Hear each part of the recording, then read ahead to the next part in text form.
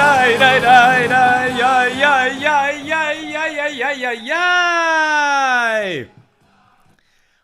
that awesome? That's Eitan Katz during one of his live concerts in Yerushalayim, leading a major crowd. Remember back when there were crowds, when this must have been recorded, I don't know, 5 years ago, something like that.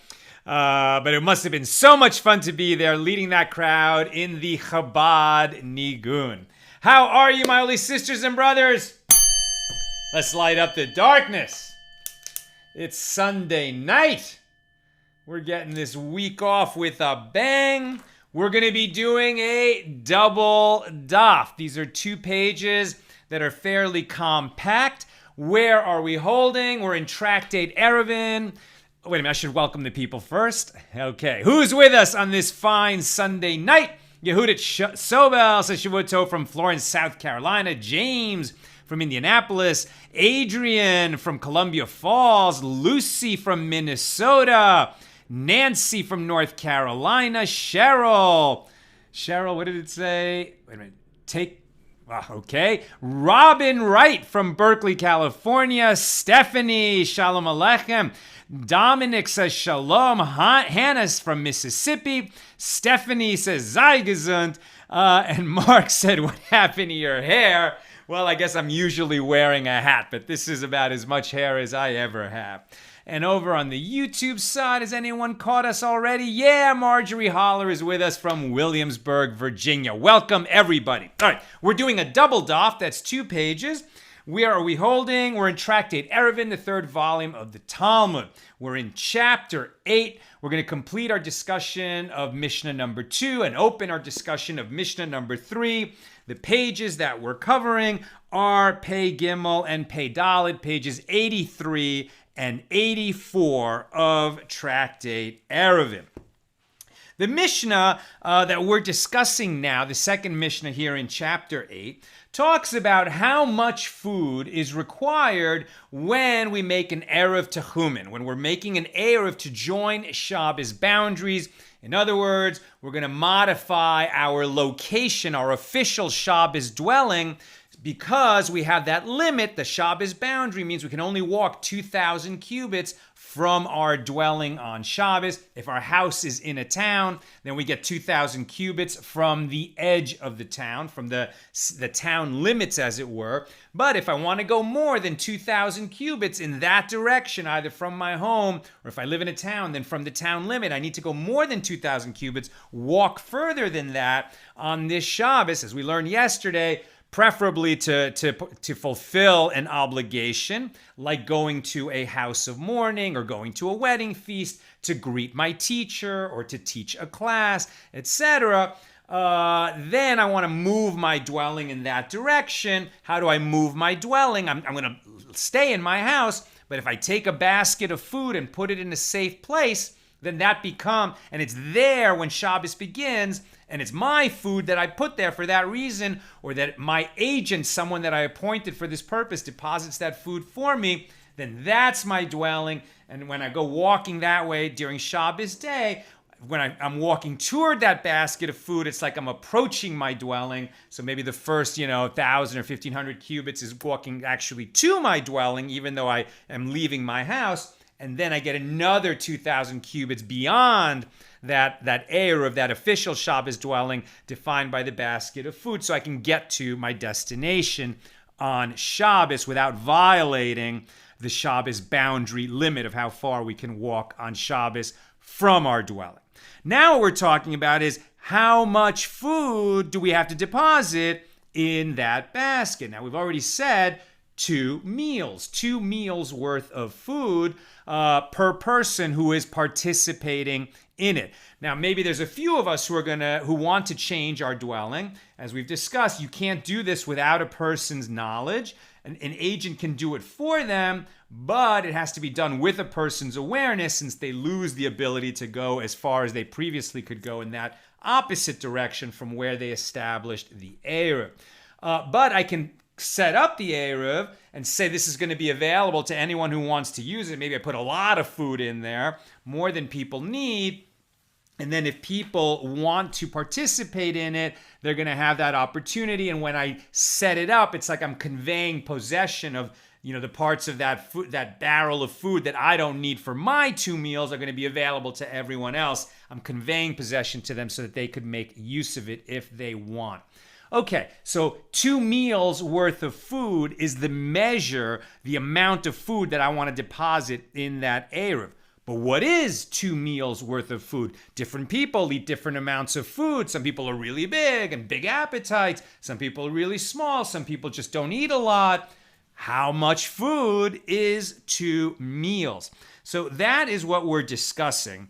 Now, I will tell you that the rabbis are going to do a lot of calculating, a lot of math, a lot of going back and forth, getting involved at a deep level with the arithmetic here.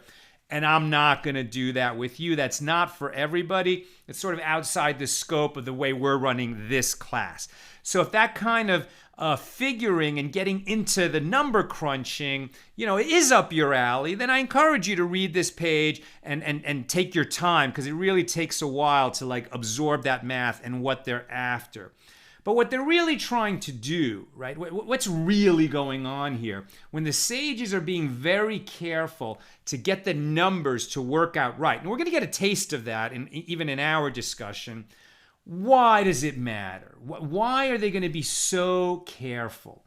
And it's sort of, I played golf today, and in golf it's very simple, right? Did the ball go in the hole or did it not go in the hole? If it goes close to the hole, it didn't go in the hole. You only get that the hole is done, and if you're playing a game with somebody else, you beat that other guy. If your ball went in that hole in less strokes than his ball went in the hole. And close doesn't count, right? So it's either in or not.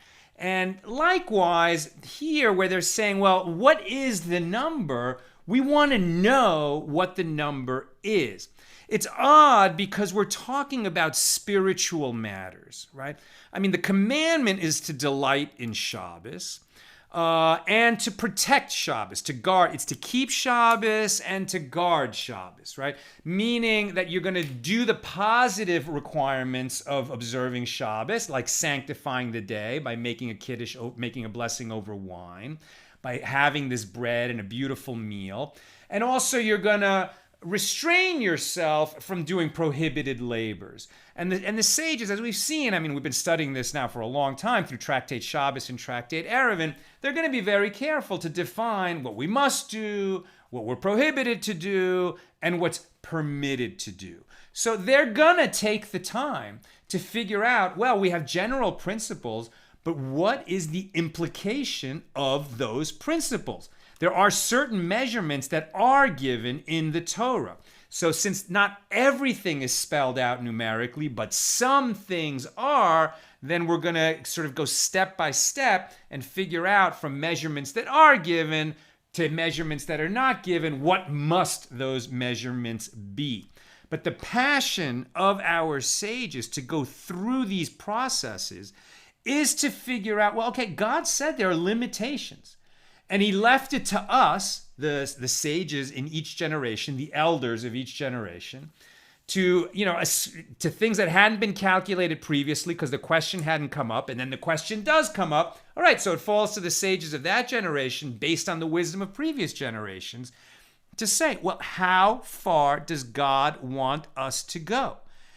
Just because, we're sort of in that religious and spiritual realm, where we want to feel like we're close to God, we want to feel like we're experiencing our soul and the heart of the religion and the heart of the Torah and coming close to God and doing the right thing and doing good. And it would seem like just being very specific and numerological, is like the farthest thing from it, but it's not. It's not because Torah is not in heaven. The Torah is in the real world. And in the real world, at the end of the day, you have to say, is it in the hole or not in the hole? How far can you go? And when you get close to the limit, then we're going to sort of bring the microscope in and really define what's permitted, what's prohibited, what is obligated. And the study of those numbers is in itself a holy practice. That's the point. In Judaism, study is on a level with prayer. In some cases, study is even higher than prayer. Why? Wouldn't you think like prayer is the highest? I mean, when I'm really trying to sort of, cleave to God, when I want to bind my soul to the eternal, isn't that the highest thing? Why would studying these terms and figuring out exactly what God wants us to do in this world, why is that so holy? And the answer is because we don't distinguish the times of prayer as holy time and the rest of our life as, I just get by and try to do the best that I can and basically be a decent guy.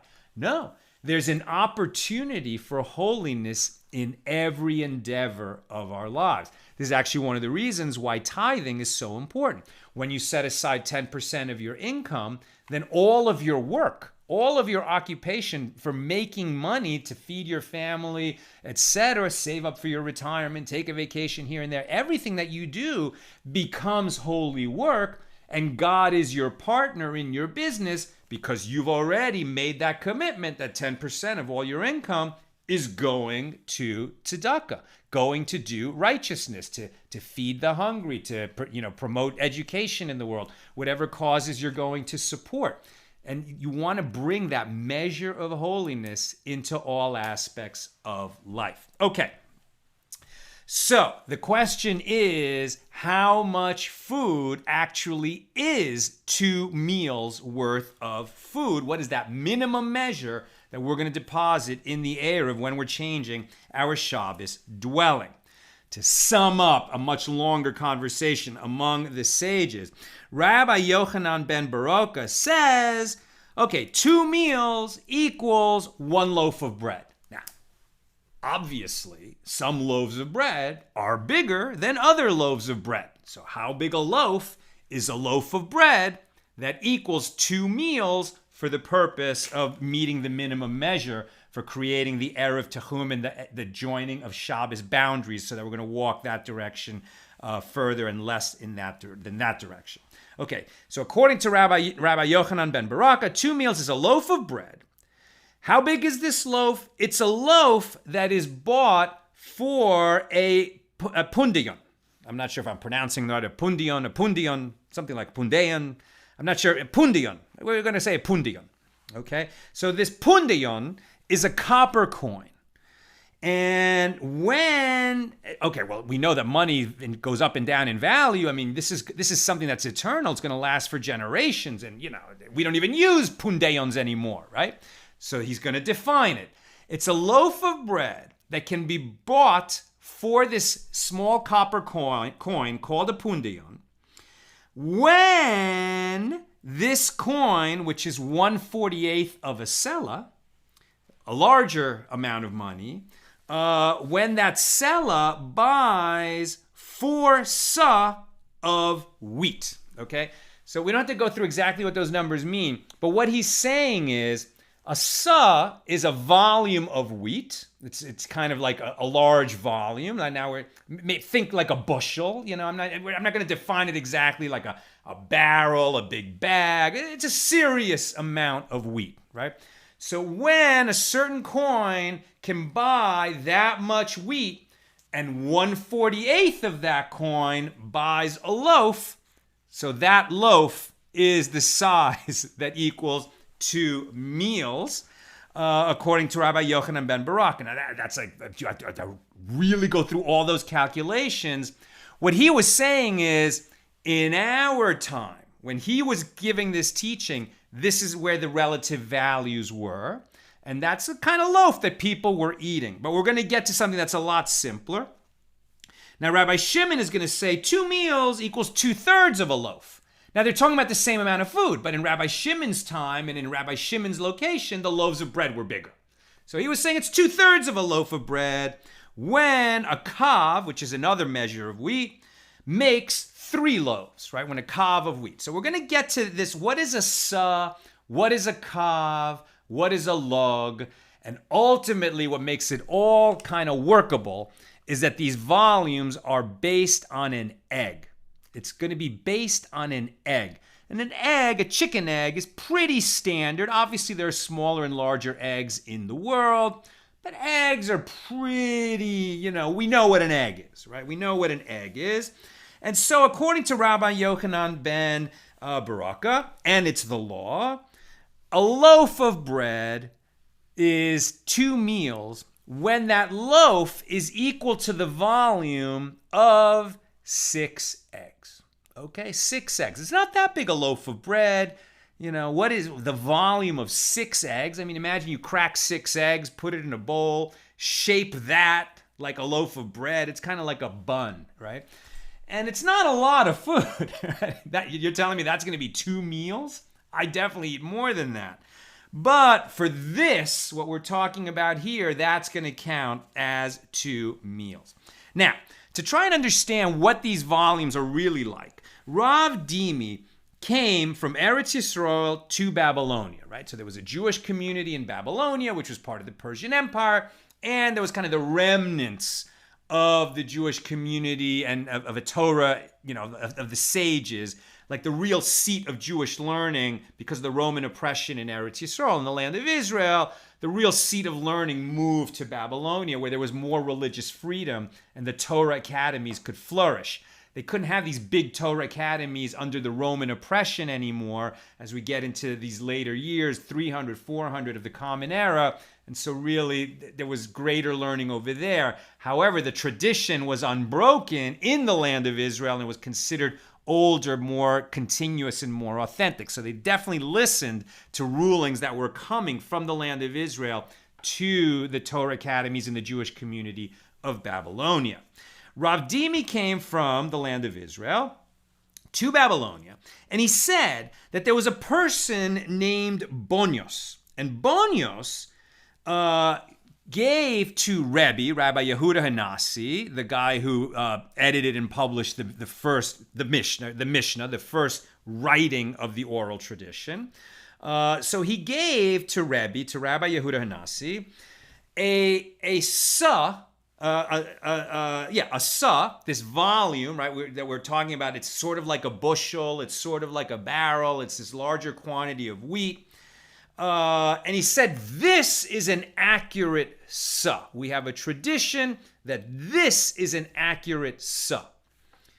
How big was it? Rebbe measured it. He actually cracked eggs and poured them in to find out exactly how many egg volumes were in this official sa, according to what Bonios said. And it came out to 217 eggs.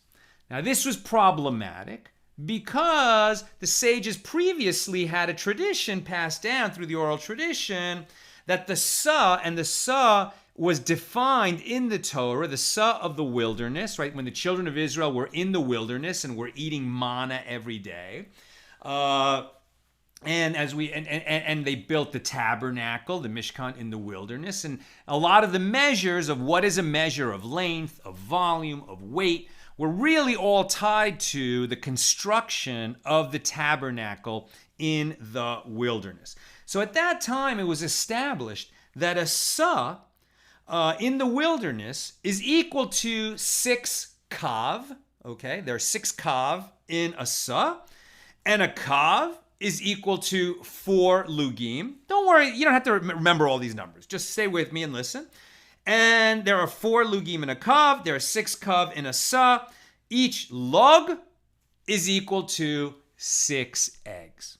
So when you work that through, a sa, which were used to measure grain, 1 sa is equal to 144 eggs. A wilderness sa. The sa as it stood when the Jews were in the wilderness and building the tabernacle. But now Rebbe has received what they told him is an official measure of the sages, and it holds 217 eggs. That's quite a bit more than 144. So the sage is saying, well, wait a minute, what's the standard measure? These are really far apart. He said, no problem. We know what happened. We know what happened, that during the Second Temple period, the sages of that generation, we don't even know exactly why, it's not written out here, but for whatever reason they did at that point, I'm sure we'll learn it later in our journey, but they redefined the sa. They added 1/5 to it, probably to prevent fraud, to make it more standardized, to make it more of a regular measure throughout the Israeli kingdom. They added a fifth to it, and so at that time, the Second Temple period, the Suh, now instead of being called the Wilderness Suh, became known as the Jerusalem Suh, and it was 173 eggs because they added a fifth to it. And after the Second Temple was destroyed, they did it again, right? So maybe a couple hundred years later, they redefined the Suh again. They added a fifth to it one more time, and then it became 207 eggs. The volume of 207 eggs was defined as the Suh, and this is now called the Tzipori Suh. Not to Jerusalem. The Jerusalem Suh is when the Sanhedrin was still meeting on the Temple Mount within the courtyard of the temple. After the temple was destroyed, it was like the seat of the sages, the center of Torah learning, moved north in the kingdom of Israel, and it was established in Tzipori that what was the standard measure of a Suh would now have an additional fifth, and it's going to be 207 eggs. But this official Suh that Rebbe received, he published the Mishna about the year 200. So somewhere between the establishing of the Tzipori 207 egg Suh and this official measure that came to Rebbe was 217 eggs. Why was there this 10 egg discrepancy? The sage is going to go back and forth, argue quite a bit, try to figure it out. Is it because there's big eggs and small eggs? Are we going to include the volume of the shell itself? What are we going to do? To help make it work, they realized that maybe what was being included, since we're now talking about bread, all this time we've been talking about bread and how large a loaf of bread should be. Well, when we're talking about bread, we're also talking about separating the challah, right? We eat challah on Friday nights. We call the bread that we bake, that Nina bakes, this delicious, incredible bread she bakes every Friday, and then we eat it Friday night. It's called challah. But the word challah actually refers to the bit of dough that you remove before you bake it. Why? Because we have a verse in the Torah that commands that we do that. That's Numbers 15:20. You shall set apart a cake of the first of your dough as a gift, like the gift of the threshing floor, so shall you set it apart. So this is a different kind of tithe, right? We have to tithe our food. So like when a farmer harvests all his grain and then he gets it all out of the field and then he winnows it or whatever separates the grain from the chaff, and he's got a big pile of harvested grain. So now he has to tithe it, and the first 2% goes to the priests and the next 10% goes to the Levium, and then there's other things that he has to do. But there's a different kind of a tithe, which is whenever you're baking bread, you also have to set something aside for the priests. It's about 1/24th for bakers, professional bakers. It's about 1/48th. Over time, it got redefined a little bit more since the time of the sages. But even now, and usually women are making challah for their families on Friday, and when they set aside a piece of that dough, it's just a small piece that they set aside. If they're making enough, and here the measure was given that if they're making 43 1/5 egg bulks worth of dough, then when they pull some out, they make a bracha, they make a blessing because they're fulfilling this commandment that's in the Torah. Again, over time, that number got redefined a little bit. Now, in the times we live now, basically, and there is some, some people disagree a little bit, but the general accepted custom is when a woman is baking bread and she's using 5 pounds of flour to make all that dough, either because she's going to make a whole bunch of loaves of bread on that Friday, because there's going to be a lot of people coming over for Friday night dinner and Saturday lunch, or maybe she's going to freeze some of the dough. And by the way, you're going to learn all of this when Nina this Thursday is giving a challah baking class. It's going to be extraordinary. It's part of the Shabbos project. She's going to announce the time when she's going to do it. Thursday, I'm not going to have this class. We're not going to have a class at 6 p.m. Pacific on Thursday because Nina is going to be doing her challah bake. She's actually going to do two, one on our show and one as part of another group of influencers in partnership with the Shabbos Project and Partners in Torah. She'll announce those times. But at any rate, if a woman is making challah, is baking bread, and she's using 5 pounds of flour or more, then when she pulls the challah out, she recites the blessing. If she's making less bread than that, she still has to remove the challah, but she doesn't recite the blessing when she does so. And removing the challah is ultimately what helps the sages square these amounts of what is a sa, how many egg volumes, how did it change over time. If you're interested in the math, read Daf Pei Gimel, page 83 here in Tractate Eruvin. One last thing to say is, so this challah that gets removed from the bread dough is given to a priest, to a Kohen, and then it has to be maintained in purity, in ritual purity, and then only a priest can eat it. Today, we are all in a state of ritual impurity. The temple is not standing. There are many customs that we are simply unable to fulfill. And so we don't remove the challah from the dough and then go find a Kohen, a descendant of Aaron, the brother of Moses, right? It's Aaron's descendants who are the Kohanim, the priests. You can't become a priest. You can only be born a priest. You can fulfill your obligation as a priest or not, but only the descendants of Aaron are Kohanim, are priests. Nevertheless, we don't go find a Kohen to give him a piece of the dough because we are in a state of ritual impurity. He won't receive it in a state of purity. He won't be able to eat it in a state of purity. And since that's impossible, what do we do today? We burn it. You can't do anything else with it. You can't eat it. You can't sell it. You can't benefit from it. You can't give it away to somebody who's not a Kohen. So what do we do with it? We burn it. It has to be consumed. It has to be burned. And Nina, I'm sure, will talk more about that during her show. And finally, before to complete our discussion of the second Mishnah here, it's from this discussion and talking about, when we received the manna in the desert, how much manna did people receive? This was how much food they needed for a day. And it was an omer. And how much was an omer? And they start going through these mathematical calculations again. And it's sort of hard to, convert it into modern volumes. I don't know how many cubic inches. I don't know how many fluid ounces. So I'm not going to translate it into some exact number. But just know that there is a right amount of food that a person needs to eat each day.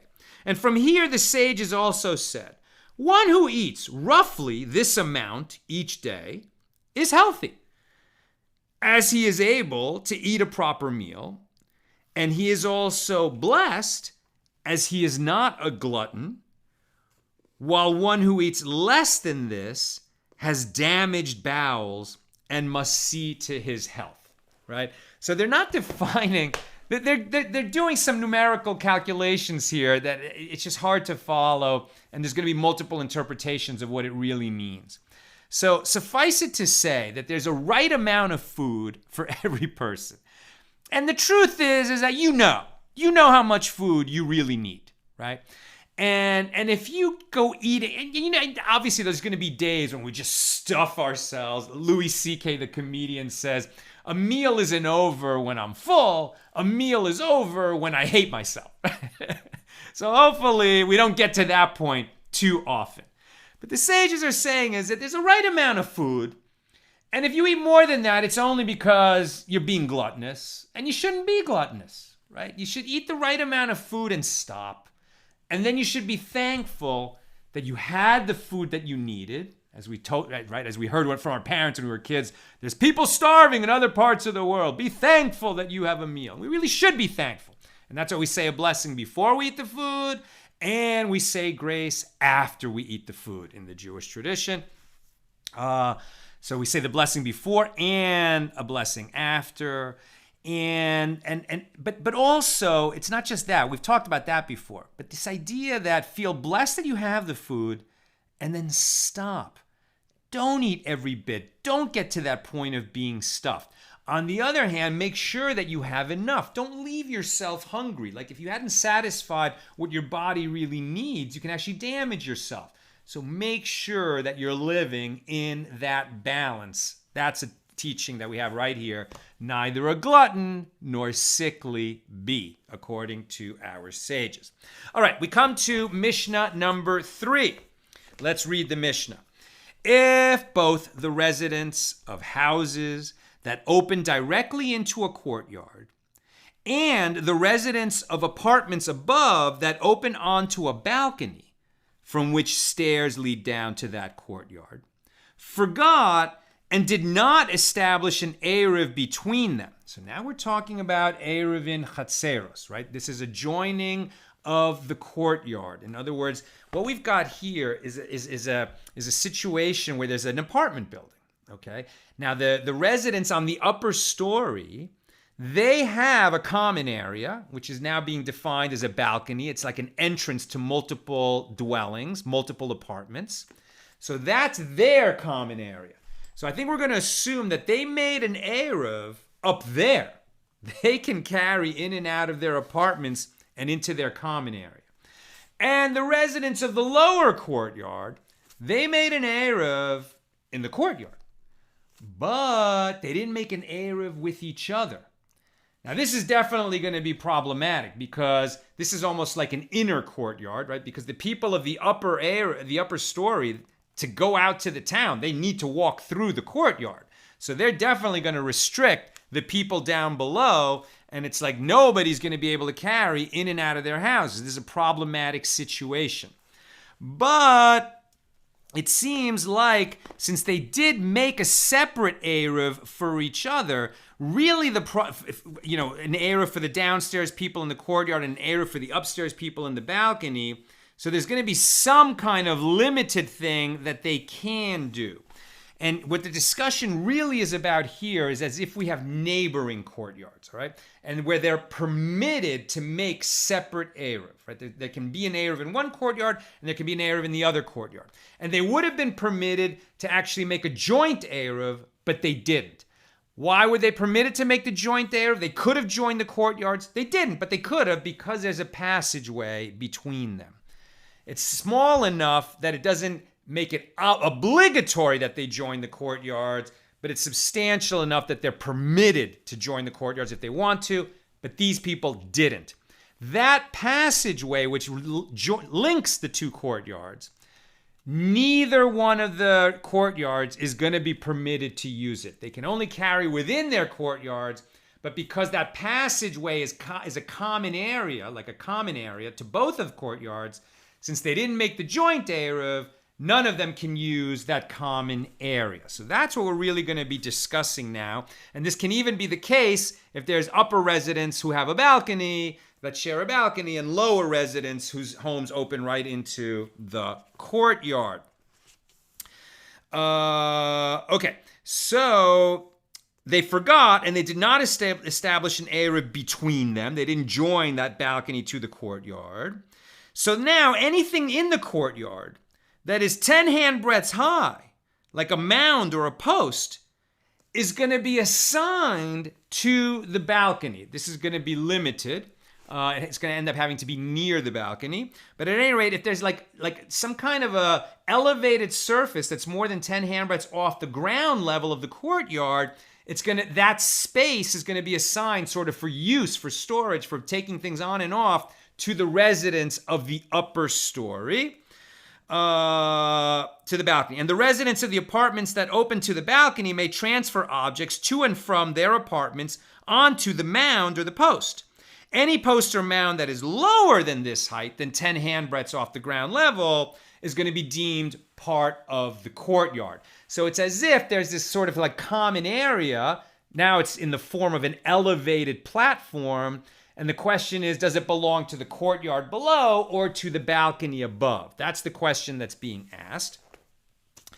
And this is the Mishna still, a similar law applies to an embankment that surrounds a cistern or a rock. A cistern is like a well. It's some kind of large, like a pit that they're going to store water in, like a cistern of water, or a rock. So if the embankments that surround the cistern or the rock are 10 handbreadths high, so those embankments belong to the balcony, and if they're lower than this, they belong to the residents of the courtyard in terms of that they can use it on Shabbos, transferring objects from inside their house to the courtyard, and they can make use of this elevated embankment or mound or rock or the edge of a cistern. But if it's higher than 10 handbreadths, then only the residents of the balcony can use it, and the residents of the lower floor cannot. In what case are these matters? The law that anything higher than 10 handbreadths belongs to the balcony stated when the mound or the embankment is near the balcony. But in a case where the embankment or the mound is distant from it, then even if it is 10 handbreadths high, the right to use the embankment or the mound goes to the members of the courtyard. And what is considered near? Anything that is not more than 4 handbreadths in horizontal distance away from the residents of the balcony. Okay, this sounds complicated and, very somewhat mathematical, but the key idea here, first of all, it almost sounds like, when is this going to come up, right? Like there's some platform and I want to use it or not use it. Like, why would we even use it? Why would we need this platform? Why do I want to take stuff out of my house and put it on that platform in the courtyard? And the answer is, right now we're trying to define the principle, and this is somewhat hypothetical in nature. There are going to be situations where there are platforms. Maybe a table might end up being a platform. Maybe it's something that's permanent. Maybe it's some kind of a post. But we need to understand the principle so that we can make practical rulings when they come up. And indeed, the Gemara, the discussion of this Mishnah, is immediately going to go to a very practical place and help us to understand what the sages were talking about and what seemed hypothetical, but actually has very practical implications. So let's go there. Okay. If courtyards, so let's discuss this principle again. If courtyards, neighboring courtyards, who made an eruv in their courtyard, so there's 2 courtyards, they're neighboring, that courtyard has 4 houses, that courtyard has 4 houses, they're separated by some kind of a wall, a significant wall. So in order for people in that courtyard to carry things in and out of their houses on Shabbos, they all must join in an eruv. They all contribute some food to a basket that's stored in one of the houses in that courtyard. Same thing on this side. They made an eruv so they can carry things in and out of their houses to their courtyard. There's an opening. It's called a Pesach, all right? A Pesach, not Pesach, not spelled with a samech. You might pronounce it as a Petach because it's a tough in there. But it's a passageway, right? It's a passageway. There's a passageway between these courtyards. So they had the option to make a joint eruv, like it's all one big courtyard, but they didn't do it. So the passageway between them is a common area that opens to both of these courtyards. But since they didn't make a joint eruv, no one can carry from their houses into that common area, the passageway that opens into both courtyards. That's an important law. If that passageway turns out to be much more convenient to one courtyard than to the other, perhaps because the 2 courtyards are at different heights and the passageway is at the level of the lower courtyard, but it's like quite a bit lower than the level of the upper courtyard. So if they wanted to use it, they'd have to bend down, reach down, use a rope, lower stuff to just lay something in that area. It's not convenient to them. So then the sages have a principle that for the group that it's more convenient, we assign that sort of piece of property. They can carry there on Shabbos, but the people on that upper level for whom it's inconvenient, they cannot carry there on Shabbos. So this common area, because it's much more useful to one group than to the other, they assign that the group for whom it's convenient, for whom it's useful, they can use it, and it's prohibited for the people for whom it would be inconvenient anyway. It's a good logical principle when we're sort of, figuring out a fair accommodation when there's a conflicting value, like whatever, there's 2 groups in an office and they want to make use of something. but really they can't both use it, and it's much more convenient for one than for the other, it makes sense that, okay, the one that is convenient, let them have it if only one group can have it anyway. Somewhat similar principle, it's totally other, I almost shouldn't mention it, but it's sort of similar that there is a law that when you're selling your property in ancient Israel, right, in the land of Israel, you're going to move, you're going to leave. Before you put your house out on the market, you offer it to your neighbor, because it would really be useful and convenient for him maybe to have the two properties that are right next to each other. Doesn't mean you have to give him a special price.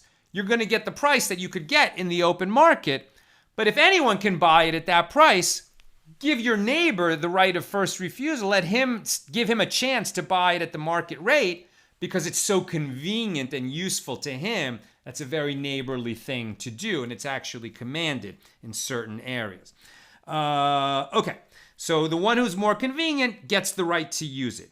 If it is inconvenient to both, right? If it's useful to both, neither can use it. If it's convenient to one and not to the other, the one that's convenient can use it. It's prohibited to the one that's inconvenient.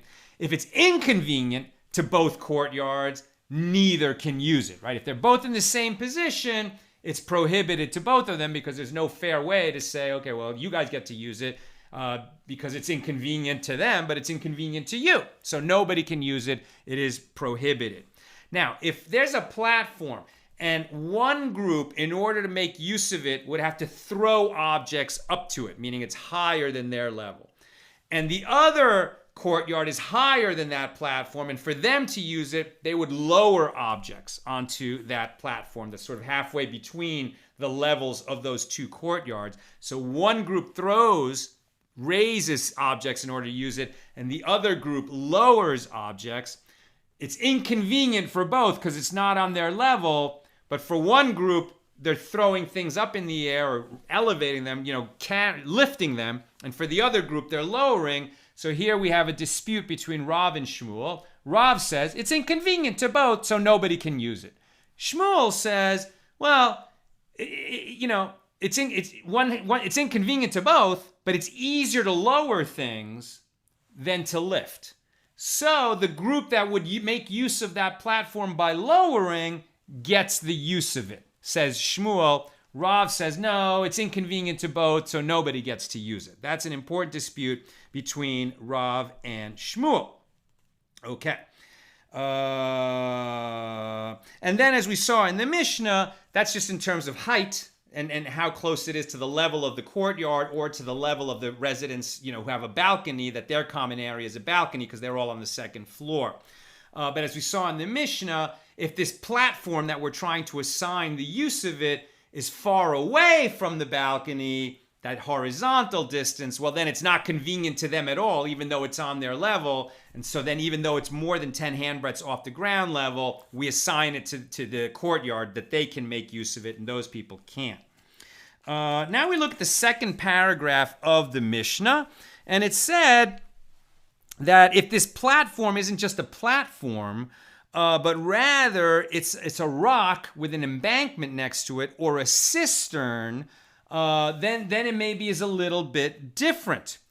Now with a rock, okay, if it's 10 handbreadths off the ground or more, it belongs to the balcony because it's more convenient for them. And if it's less than 10 handbreadths high, it belongs to the residents of the courtyard. They can make use of it because it's more convenient for them, right? Whoever it's more convenient for, they can use it.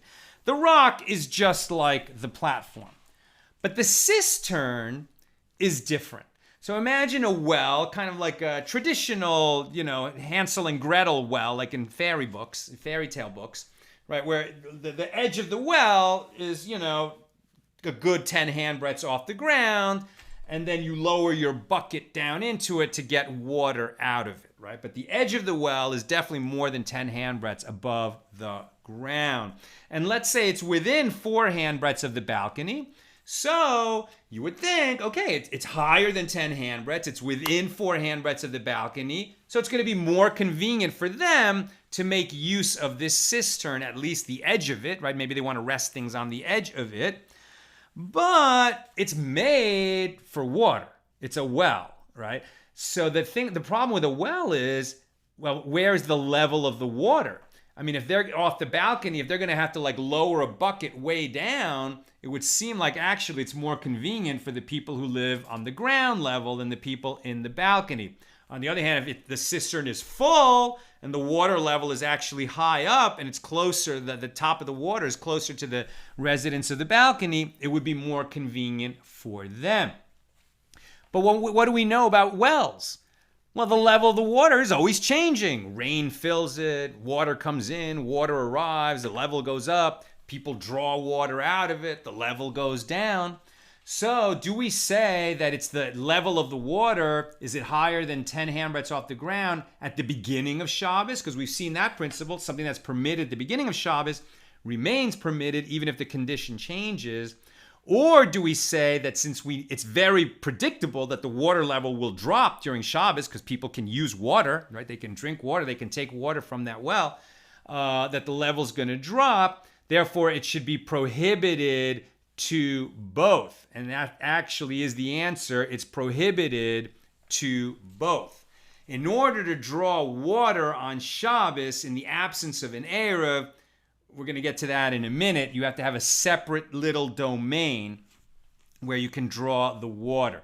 But in this case, because the water goes up and down, it's just prohibited to both. It's not going to be a place where they can rest objects on the edge of that cistern, either the members of the balcony or the residents of the lower courtyard. So then they say, well, wait a minute. Actually, what's being talked about here is a cistern that they're not storing water in it, they're storing produce. Produce. Like they're whatever. It's filled with heads of lettuce. Okay, so now if it's filled with heads of lettuce, well, that's going to drop also. People might take heads of lettuce during Shabbos and eat them. They don't have to cook the heads of lettuce. You can cut a lettuce and eat it on Shabbos. But no, in order for us to understand what's going on, they're going to say, no, it's produce and it's untithed produce. The tithe hasn't been removed from the produce. Therefore, since we are not allowed to do the process of tithing on Shabbos, untithed produce is like produce that we can't touch. It's muktzah. Its level is not going to change on Shabbos, and that makes this cistern filled with untithed produce like a rock, right? Since the level of the produce isn't going to change and we can't touch the produce anyway, all we're really talking about is whether the edge of that cistern is a platform that people can make use of to rest their burdens on it. And the answer is it would seem that now it's like a rock. And if it's high enough, then the people of the balcony can use it. And if it's not quite that high, then the people of the courtyard can use it. But the sages say, wait a minute. The fact that it would be permitted to use if there's untithed produce, because we can't use the produce, is problematic because sometimes the produce in that cistern will be tithed, like they tithed it properly before Shabbos began, and its level will change during Shabbos, and then we have the same problem as the water, so we should prohibit it. Do we prohibit it entirely? Answer, no. What they say is if there's produce in the cistern, then even though it's higher than 10 handbreadths, they're going to assign that embankment as a place where people can move their burdens, take stuff out of their house and rest it there, only to the members of the courtyard, not to the residents of the upper story of whose apartments open onto the balcony, since the level of produce could drop. And then it would work for the residents of the lower story, of the ones whose houses open directly into the courtyard. We assign it to them. We're getting near the end now, so if you have questions or comments, definitely put them in. There's just one last case that we're going to talk about today, and then I'll go to your comments and questions. The sages bring a different case from another Mishna, where there's a building and it's a lakefront property. Okay, so it's a beautiful apartment building and it's right on a lake. And there are two balconies, one above the other, not directly above, but kind of above, like this. And they didn't make an eruv between them so that they could, they would definitely be permitted to carry from one balcony to the other. The upper balcony, they are over the lake. So they would like to get water out of the lake on Shabbos. Like as if you were drawing water out of a well, they want to draw water out of the lake. How are they going to do that? The lake is a carmelis, right? It's neither a private domain nor a public domain. It's a rabbinically ordained domain called a carmelis. And you can't transfer stuff on Shabbos from a private domain to a public domain, or from a public domain to a private domain, nor from either of those, a public domain or a private domain, to a carmelis. So you can't take water out of the lake and take it into your private domain, like this balcony outside your apartment. But if there's a hole in the balcony and they make partitions around the hole, right? They put up these 10 handbreadth high walls that surround the hole. The sages made an exception for water because people need water. And really where this law comes from is the pilgrims who would go up to Jerusalem 3 times a year for Passover, for Shavuos, for Sukkot. And there's a lot of people on the road and they needed to drink water, right? And they didn't have like water fountains and gas stations like we have now, but there would be wells for people to drink water on the way to Jerusalem.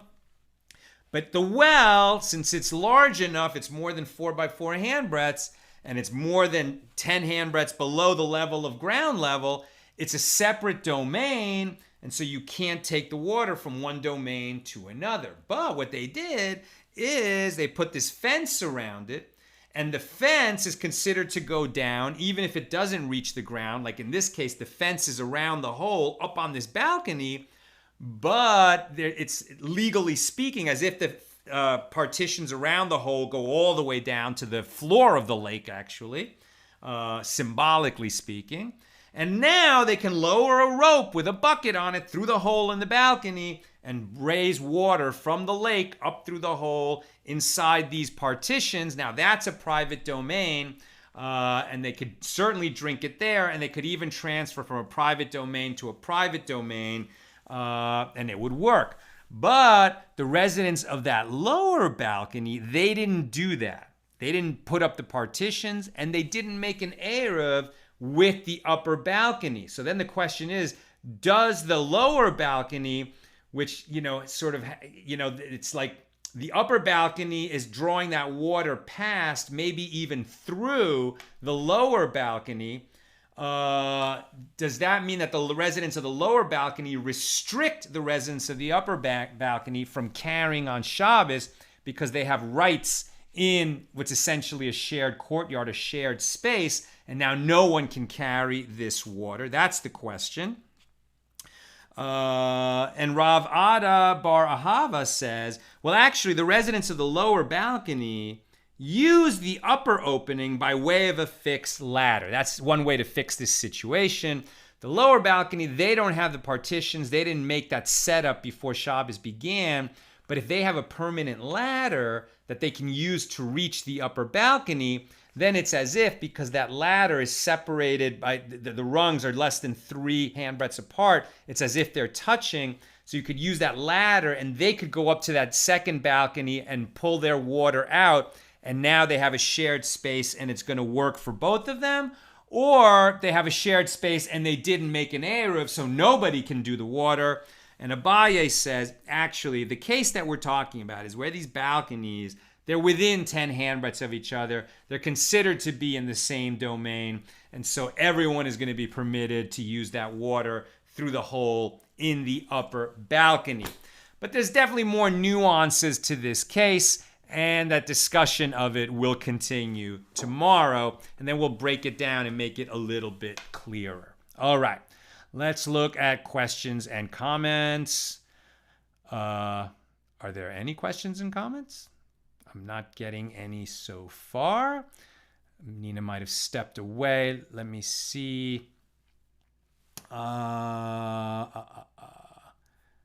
there are no questions and comments. Is that what's going on? Hold on a second. Check one more time. No. Looks like there are no questions and comments that Nina wants me to check out. Okay, so that's what we've got tonight. Tomorrow we continue. Now, guys, This is not easy stuff, right? So much is involved with measurement and with complicated situations and ins and outs and pluses and minuses and why is it like this and why is it not like that. But remember, whenever it gets tough like that in our journey through the Talmud, ask yourself, why are the sages so passionate to discover just how far we can go and how far we cannot go? Why and how much is permitted? Why and how much is prohibited? What's in between and what is obligated? That's the question always. Oh, wait, one just came in. Lynn says, why would permission for those situations that are easier be offered here when there are other easy situations elsewhere that are denied without that quality taken into account? Exactly. It's exactly the right question. Sometimes there's an easy solution that makes it permitted for everybody. Sometimes there's not, right? And so it's part of the creativity. And we see this, we see this today in courts of law. We see it among judges. We see it among politicians and policymakers. Like sometimes they can find the compromise that's going to be a win-win, and sometimes it seems easy. But very often, what makes like an easy solution in the case before us is not permitted to us. We can't go in that direction because there's going to be another case, right? There's going to be another case, and if we change the law for the case in front of us, it would have implications in that other case, which wouldn't work. And that's why I remember when I was in law school, there was this great phrase, tough cases make bad law. There they were saying sometimes there's a case that comes before us where the equity of the situation, the amount of discomfort or even pain that's going to result from a ruling in a particular case based on the law as it stands, it's just going to feel so unfair, and we want to change the law. But that's a tough and unusual case. And if we change the law, I mean, the reverberations of that in other more typical cases would be very impractical and would actually end up hurting a lot more people in a lot more situations. So sometimes that easy solution really, it looks easy, but it's not, because its implications to other cases are too much. But, what's great, what makes a great judge, what makes a great sage is where they can parse that situation. What is a solution that works here and helps the people before us without having negative repercussions in other cases that we'll encounter later? All right, my friends, that's what I've got. Tomorrow, regular time, 6 p.m. Pacific. With God's help, we'll continue on Daf Pei Hey, page 85 of Tractate Eruvin. Have a great night and a great